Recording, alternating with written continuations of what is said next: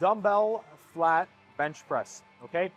Now, obviously, depending on the weight that you're doing, be very careful how you set yourself up. So the heavier you go, this is gonna be the most important thing. You almost want to kick the weight up, as you can see Haley doing that. So we're gonna have her actually kick it back slowly, gently, set herself up nicely.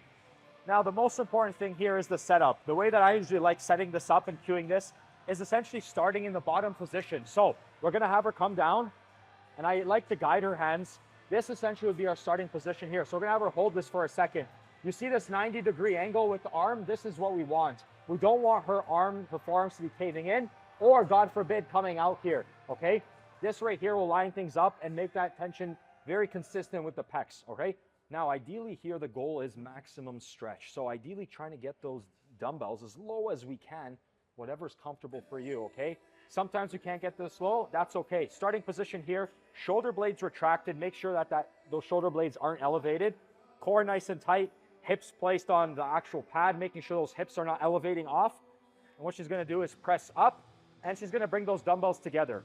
And a big cue here is, rather than just bringing the dumbbells up, she wants to almost have the intention of trying to get those biceps to touch. But at the same time, she's emphasizing big chest, right? She's gonna descend down, making sure that the weight is from the elbows to the wrists is nice and stacked, all right? That's exactly what we wanna see. Pressing up, trying to get those biceps to touch, getting that maximum contraction. And again, she's having a slight bend here. She's not fully locking out those joints. We don't wanna do that, okay? Slight bend.